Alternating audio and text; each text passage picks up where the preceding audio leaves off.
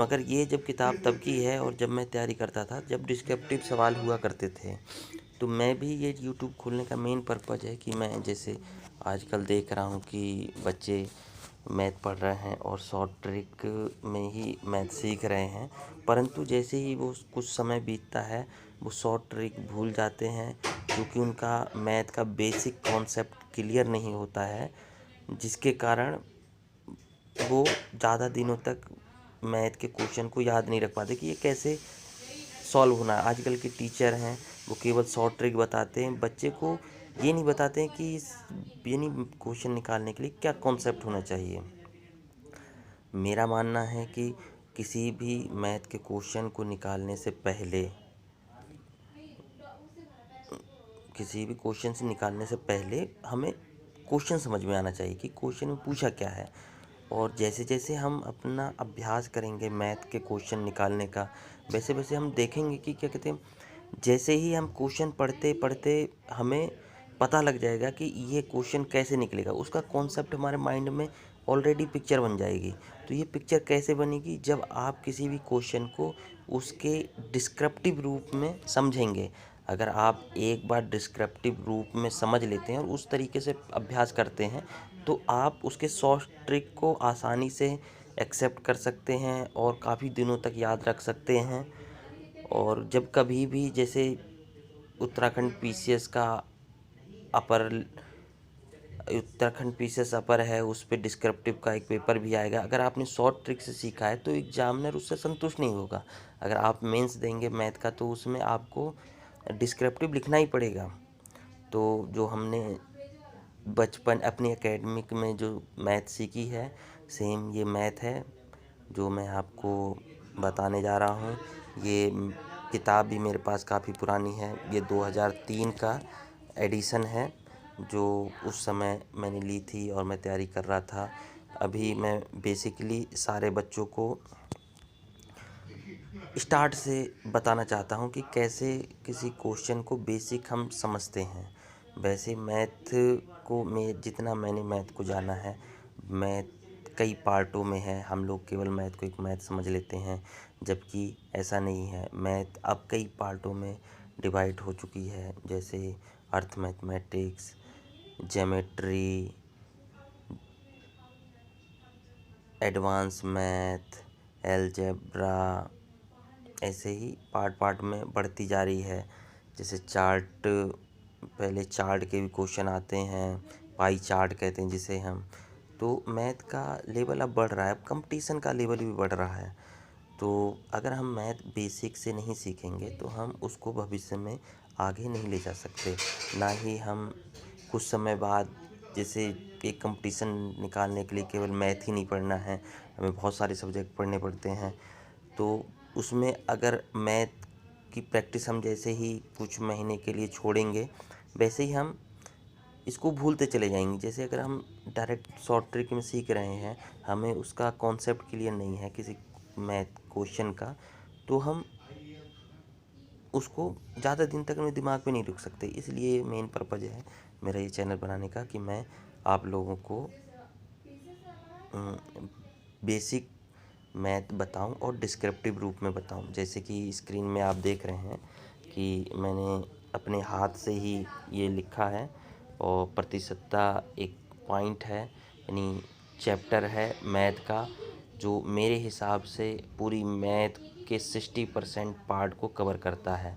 क्योंकि ये खुद एक चैप्टर होने के साथ साथ मैथ के जो अन्य चैप्टर हैं उनमें भी इसके कुछ क्वेश्चन या कुछ भाग उन क्वेश्चनों में होते हैं। औसत हो गया, काम समय चाल हो गया, ब्याज हो गया, लाभ हानि हो गई। इवन ज्योमेट्री में भी प्रतिशतता के कुछ क्वेश्चन आते हैं, जैसे किसी वर्ग की भुजा इतनी बढ़ा दी गई और उसके क्षेत्रफल में इतनी कमी हो गई। तो ऐसे यानी प्रतिशतता एक ऐसा चैप्टर है जो पूरे सभी भाग को लिंक करता है। और अगर आपके कॉन्सेप्ट प्रतिशतता यानी परसेंटेज का क्लियर नहीं है, तो बहुत सारे यानी अनुपात, समानुपात, चक्रवृद्धि ब्याज वगैरह में आपको बहुत काफ़ी सारी दिक्कतें आएंगी। आप जब यही नहीं समझेंगे कि प्रतिशत क्या होता है, तो आप वहाँ के क्वेश्चन को सॉल्व नहीं कर पाएंगे। चलिए मैं आपको बताता हूँ परसेंटेज क्या होता है। परसेंटेज का मतलब होता है कि कोई भी किसी भी एक डिजिट का या संख्या का हमने प्रतिशत पूछा तो उस प्रतिशत हमेशा 100 के भाग में आता है। तो 100 में कितना भाग मतलब उसका प्रतिशत हो गया। जैसे मैं आपको क्वेश्चन के रूप में बताता हूँ। एक सबसे चूँकि पहला क्वेश्चन है, नए बच्चे होंगे तो उनको सबसे पहले क्वेश्चन में आपको देखो सबसे सिंपल बताता हूँ कि 100 का 20% कितना होगा। तो जैसे मैंने बताया मैं आपको डिस्क्रिप्टिव बेसिक मैथ पढ़ाऊँगा, तो हमें सबसे पहले ये देखना है कि हमें क्वेश्चन में पूछा क्या गया है। तो जैसे कि यहाँ पूछा गया कि 100 का 20% कितना होगा, मतलब हमें 100 का 20% निकालना है। तो चूँकि चूँकि में ये जो बिंदु हैं, चूँकि जो बिंदु हमने बेसिक में पढ़ा होगा कि चूँकि के बिंदु होते हैं, तो वो सब नहीं बताऊँगा चूँकि तुम्हें मैं बेसिक कॉन्सेप्ट से लेके चल रहा हूँ, इसलिए मैं आपको बेसिक से पढ़ा रहा हूँ। तो मुझे यहाँ बताना है सिंपल में कि कोई भी जो डिजिट होती है या संख्या होती है वो अपने 100% भाग में होती है। तो यहाँ हम देखेंगे कि 100% भाग बराबर 100 रुपया है। तो अगर 100% भाग अगर 100 रुपया है तो हम उसका 1% निकाल लेंगे। तो 1% निकालने के लिए हमें उस भाग संख्या से 100 में भाग कर देंगे और हमें हमारा 1% निकल आएगा। जब 1% बराबर 1 रुपये निकल गया, मतलब हमें 1% बराबर 1 रुपया प्राप्त हो गया। अब हमें क्या निकालना है, 20%, मतलब 1% बराबर 1 रुपया, इसलिए 20% बराबर 1 इंटू 20 यानी 20 रुपया। तो यहाँ आंसर आ गया कि 100 रुपये का 20% हो जाएगा 20 रुपया। अब चूँकि ये तो सिंपल था, यानी प्रतिशत भी 100 पे आती है और हमने 100 रुपये का भी 20% निकाला, तो ये तो आसान क्वेश्चन हो गया। तो यहाँ ये नए बच्चों के लिए है, इसी में हम थोड़ा सा यानी टिपिकल करते हैं क्वेश्चन को। तो अभी हम लेते हैं 200 रुपये का। तो मैंने क्वेश्चन लिखा है 200 रुपये का 40% कितना होगा, मतलब 200 का 40% कितना होगा, हमें यह निकालना है इसका 200 का 40%। जैसे कि हमने लिखा था कि 100 का 100% बराबर 200 रुपया, यानी 100% किसी भी डिजिट का 100% होता है वो डिजिट का अंक। तो यहाँ हमने 100% बराबर 200 रुपये लिखा है, इसलिए 1% बराबर, तो 1% बराबर लाते ही 200/100 हो जाएगा और 0 से 0 कट जाएंगे और 2 आंसर आ जाएगा। तो यहाँ हम देख रहे हैं कि 1% बराबर कितना हो गया, 2 रुपया। अब हमसे क्वेश्चन क्या पूछा गया है कि 200 का 40% कितना होगा। अब जबकि हम यहाँ 1% निकाल चुके हैं तो हम 40% भी निकाल लेंगे। तो 1% को गुणा 40 से कर देंगे तो 2 गुणा 40 बराबर 80 रुपया। तो यहाँ आंसर, ये हमारा आंसर आ जाएगा कि 200 रुपये का 40% होगा 80 रुपया। तो यहाँ हमने देखा कि कोई भी भाग हम 100 में, यानी कोई भी परसेंटेज को हम उसके 100 के फ्रैक्शन में लेते हैं। जैसे 200 का है तो अब उसका 100% 200 हो जाता है, तो उसका 1% निकाल लेते हैं। ये सबसे आसान तरीका है कि किसी को 100% से 1% में लेके आ जाए। तो ये हमारा सबसे बढ़िया तरीका है कि हम उसका 1% निकाल लेते हैं और फिर जितने प्रतिशत पूछा है उससे मल्टीपल कर दिया। तो ये सिंपल क्वेश्चन थे 100 के डिजिट में। अभी हम थोड़ा सा इनसे टफ लेते हैं। जैसे तीसरा क्वेश्चन है 50 रुपये का 45% कितना होगा। तो यहाँ वो चूँकि अभी तक दोनों क्वेश्चन हमने लगाए थे 100 रुपये और 200 रुपये के, अभी क्वेश्चन चेंज हो गया। अभी थोड़ा सा एक स्तर बढ़ाया है कि आप लोग समझ सकें। अब हम 100 के नहीं निकालेंगे, अब हम 50 रुपये का 45% निकाल रहे हैं। जैसे कि हमने पहले क्वेश्चन में देखा था, चूँकि 100% बराबर कितना है, 50 रुपया, तो इसलिए 1% बराबर तो 50/100। तो इसको चाहे तो 1/2 हम लिख लें या ऐसे ही रहने देते हैं। आगे हमने कितना पूछा है, 45%, तो सीधे ही हम निकाल लेंगे कि 1% बराबर इतना है, तो 45% बराबर, तो यहाँ 50/100 और मल्टीपल 45, यहाँ 50 दूनी 2 से कट गया और 45/2 हमारा आंसर आ गया। इसको और फ्रैक्शन कर लेते तो आंसर आ गया हमारा 22 सही 1/2, या इसको हम 22.5% कर लेते हैं। तो यहाँ हमारा आंसर क्या निकल गया कि 50 रुपये का 45% होगा 22.5 या 22 सही 1/2। ये हमने प्रतिशत निकाला है। अभी ये तीनों क्वेश्चन हमने देखे कि हम सीधे सीधे किसी का प्रतिशत निकाल रहे हैं। ये हमारी बेसिक जानकारी है या बेसिक कॉन्सेप्ट है कि किसी का कितना प्रतिशत क्या होगा। थोड़े से और स्तर को बढ़ाते हैं हम। अभी नया क्वेश्चन बना है 72 का कितने प्रतिशत 9 है, कि 72 का, यानी यहाँ 72 का प्रतिशत नहीं पूछा है, यानी 72 का कुछ प्रतिशत है जिसके बराबर 9 है। यानी यहाँ जो कितने लिखा है, यानी कुछ प्रतिशत जिसका 9 है, तो यहाँ सीधे नहीं निकालना है। यहाँ हम मान लेते हैं बेसिक जो हमारा है कि माना 72 का x प्रतिशत बराबर 9 है। मतलब हमें जो अब निकालना है वो ये x प्रतिशत को आगे बढ़ाना है कि x प्रतिशत में क्या है। तो जैसे कि हम पहले क्वेश्चन सॉल्व कर ही चुके कि 100% बराबर 72, यानी 100% बराबर 72, तो 1% बराबर 72/100। अब हमने ये ऊपर मान लिया है कि यानी कुछ प्रतिशत बराबर 9 है, तो 1% तो हमें 72/9 क्या कहते हैं 72/100 मिल ही गया है। तो उसको हम मल्टीपल कर लेंगे x प्रतिशत से और आंसर बराबर कर देंगे 9। यानी हमने कुछ परसेंट को बराबर 9 है, यानी ये डिजिट हमें पता है, हमें परसेंटेज निकालना है। पहले क्या था, हमें परसेंटेज पता थी मगर हमें डिजिट निकालना था, मगर यहाँ क्या है डिजिट हमें पता है, हमें परसेंटेज निकालना है। तो x कॉन्सोनेंट इधर रख जाएगा और उधर जाके 9/72 हो गया इंटू 100 हो गया।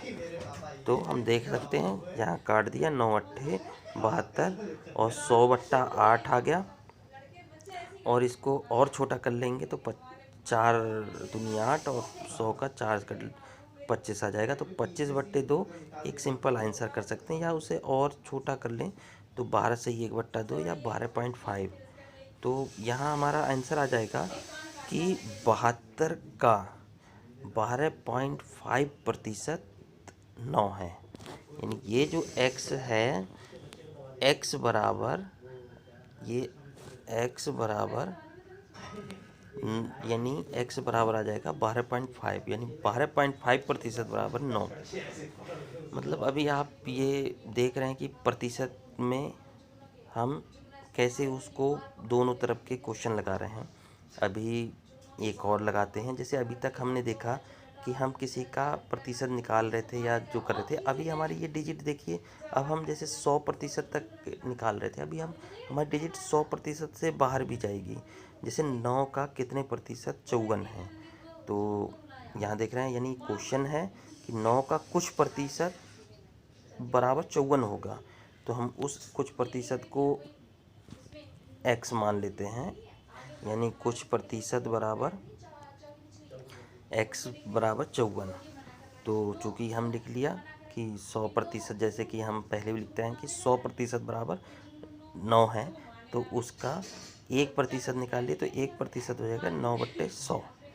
अब हमने यहाँ देखा है जैसे कि 1% कितना है 9/100, तो उसको मल्टीपल कुछ x प्रतिशत होगा जिसको बराबर 54 है। तो यहाँ x कांस्टेंट रख देंगे और x बराबर आगे आ जाएगा, यहाँ पलट जाएगा तो 54/9 हो जाएगा और 100 मल्टीपल में चला जाएगा, तो आंसर निकलेगा 600। तो यहाँ आंसर देखिए साफ है कि 9 का 600% 54 है। तो मतलब जो प्रतिशत है वो ये नहीं कि क्या कहते हैं हम 100 से नीचे हो, प्रतिशत 100 से ज़्यादा भी पूछी जाती है और होती भी है। तो ये हमारे यानी साधारण से क्वेश्चन थे, जिससे मैं अपने भाइयों, नए बेसिक सीखने वाले भाइयों को और कुछ आगे बता सकूं। अभी जैसे छठा क्वेश्चन है, इसमें थोड़ा सा बच्चों को सबसे पहले हमें समझना चाहिए कि क्वेश्चन में हमसे क्या पूछा गया है, हमें किस में आंसर देना है। जैसे यहाँ देखिए क्वेश्चन है कि 3.6 किलोग्राम का कितने प्रतिशत 9 ग्राम है। तो यहाँ देखिए पहले हमें क्वेश्चन अच्छे से पढ़ना है कि 3.6 किलोग्राम का कितने प्रतिशत 9 ग्राम है। तो यहाँ जो क्वेश्चन डिजिट है, पहले हमारा डिजिट उस पर 3.6 किलोग्राम है और जो हमसे पूछा है प्रतिशत वो ग्राम में पूछा है। तो जैसे कि हम पहले ही पूछा है कि 3.6 का कुछ प्रतिशत 9 ग्राम होगा, तो हमने यहाँ पे हमारा जो आंसर पूछा गया है वो ग्राम में पूछा गया है, तो हम पहले किलोग्राम को ग्राम में बदल लेते हैं। तो जैसे कि हम जानते हैं कि 1 किलोग्राम बराबर 1000 ग्राम होते हैं। तो 3.6 किलोग्राम को ग्राम में बदल लेते हैं। तो 3 जीरो हैं, 1 दशमलव है तो दशमलव हट जाएगा और 1 जीरो हट जाएगा, तो 3600 ग्राम हमारा डिजिट आ जाएगी। तो चूँकि 100% बराबर 3600 ग्राम है, तो 1% बराबर कितना हो जाएगा, तो 3600/100 ग्राम, यानी 3600/100 यानी 1% बराबर 36 ग्राम आ जाएगा। ये मतलब अब 1% का मान हमें पता लग गया कि 1% बराबर 36 ग्राम है। अब चूँकि हमें वहाँ नहीं पता है कि कितने प्रतिशत बराबर 9 ग्राम है, तो हम उसको 1 के साथ मल्टीपल करके हम अपना वो रख लेते हैं। तो यहाँ 36 गुणा x बराबर 9 ग्राम, तो x कांस्टेंट रख लिया और 36 बट्टे में चला गया, मतलब 1/4% या 0.25% बराबर हो जाएगा आंसर 9 ग्राम। तो यहाँ क्वेश्चन पूछा गया था कि 3.6 किलोग्राम का कितने प्रतिशत 9 ग्राम होगा। तो आंसर है कि 3.6 किलोग्राम का 0.25% 9 ग्राम है। तो ये हमें थोड़ा सा दिमाग खुला रखना है कि हमसे किस प्रकार के क्वेश्चन पूछे जा रहे हैं, हमें प्रतिशत के साथ साथ हमें ऊपर की भी डिजिट क्या चेंज करने हैं। सिमिलर ही क्वेश्चन है इसी में हमारा एक और, इसमें 7.8 लीटर का कितने प्रतिशत 130 मिलीलीटर है। तो यहाँ भी हमें देखने की ज़रूरत है, हमसे पहली डिजिट दी गई है लीटर में और क्वेश्चन पूछा गया है मिलीलीटर में। तो पहले तो हम मान लेते हैं कि इसका कुछ प्रतिशत बराबर होगा 130 मिलीलीटर। तो चूँकि उत्तर प्रतिशत मिलीलीटर में पूछा गया, इसलिए 1 लीटर बराबर कितना होता है, 1000 मिलीलीटर। तो 7.8 लीटर को हम 1000 से गुणा कर लेंगे, तो हो जाएगा हमारा यानी 7800 मिलीलीटर।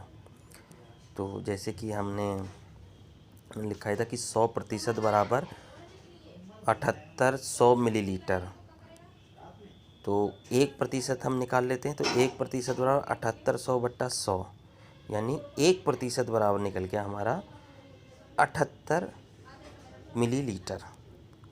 अब चूँकि 1% हमें निकल गया, अब हम उसको, हमें पूछा था कि 7.1 लीटर का कितने प्रतिशत 130 मिलीलीटर है, तो हमने कितने प्रतिशत को x% बराबर 30 लीटर मान लिया था, तो उसको 1% में ले आएंगे और हमारा बन जाएगा कि 78 इंटू x% बराबर 130 मिलीलीटर। तो ये सीधा सीधा सा बन जाएगा, x% बराबर 130/78 और 130/78 को सिंपल कर लेंगे तो ये आ जाएगा सीधा 1/2/3 मिलीलीटर। तो आंसर हमारा साफ हो जाएगा कि 7.8 लीटर का 1/2/3 या 5/3% बराबर 130 मिलीलीटर होगा। तो दोस्तों ये थी आज परसेंटेज का इंट्रोडक्शन, और मैं इसके और भी पार्ट बनाऊंगा। मैं आपको परसेंटेज पूरा बेसिक से लेके उसके पूरे कॉन्सेप्ट को समझाऊंगा पार्ट दर पार्ट, चूँकि वीडियो ज़्यादा बड़ा होता जा रहा है।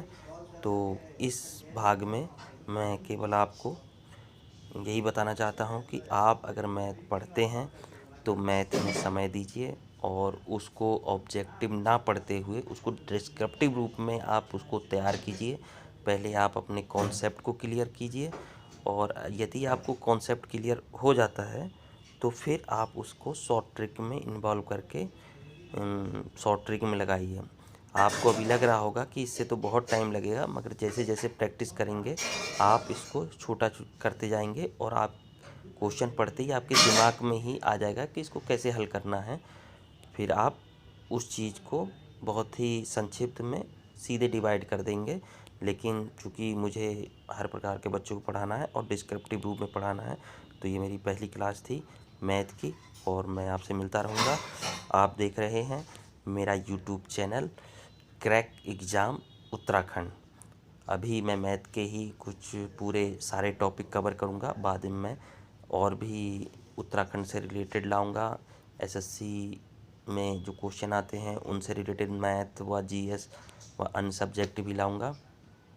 तो दोस्तों, सब्सक्राइब करिए, लाइक करिए, शेयर करिए। आपका अपना दोस्त क्रैक एग्ज़ाम उत्तराखंड। जय हिंद, जय भारत।